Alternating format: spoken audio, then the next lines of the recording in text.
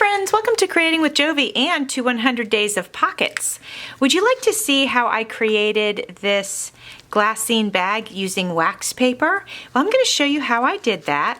It is now a pocket, right? Super pretty. Love that you can see through it.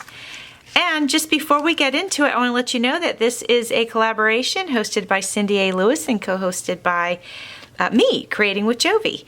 And we hope you will join in and also check out Cindy's booklet that she has created as a handy tool for you to use as you're creating your 100 pockets.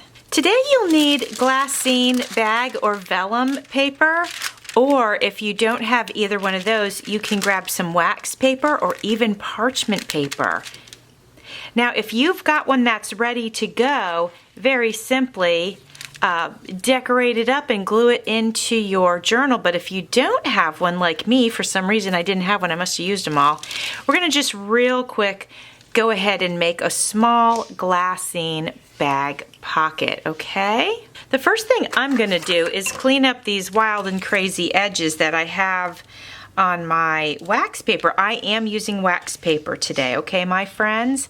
I have some, and I've had it for a long time, so I figure let's go ahead and use it to make this pocket. Like I said, I'm just cleaning up the edges so that at least I have straight, something straight to work with. I'm using my scoreboard, and it's super easy to use with this because of the, it's clear. So it's kind of nice to be able to see through it. All right, I have my paper and the edges are nice and straight. I don't know how big it is, so I'm going to measure it real quick and let you know. It is 4 3/4 by 6 1/2, basically. So all you're going to do, same thing that we've done in the past couple of days, is we're going to fold this into thirds. One overlap the other. I was trying to get it centered. There we go. That looks better. We'll have one overlap. And this is wax paper, so I'm not even sure how good glue works on wax paper. So I'm going to grab my double stick tape, and we're going to use that just to make sure. You guys have to let me know in the comments below, have you glued wax paper before? I would be very interested to know. And if you did it stay? I'm curious about that. All right, we have our double stick tape holding this together. And so this will end up being the front and this will end up being the back. And so now what I want to do is I want to do the flap, but I think let's do the flap on the same side as this strip here. So I'm just folding it up. I'm not measuring. Let's just say we're going about 1/2 inch. Okay, we're going to put a crease in that. And then we're going to cut this out. And I shouldn't have glued the center together quite yet until I was done cutting this, but that's okay. I'm doing fine. I can cut it like this. It's not going to be a problem. Now, there's no way that my corner rounder would be able to cut this wax paper simply because it's so thin. So I would have to sandwich it between two other pieces of paper, which, by the way, you can do that. If you have a paper that's really thin and it's difficult to cut, just sandwich it between two other pieces of paper and it'll cut it just fine. All right, but we got those corners rounded, and let's go ahead, since we know the double stick tape seems to be working, let's go ahead and use that across the bottom as well. And now fold that up, and that is glued into place. I have this really pretty sticker. This was given to me by Carrie the Paper Monkey, and I'm just going to put this right in the center.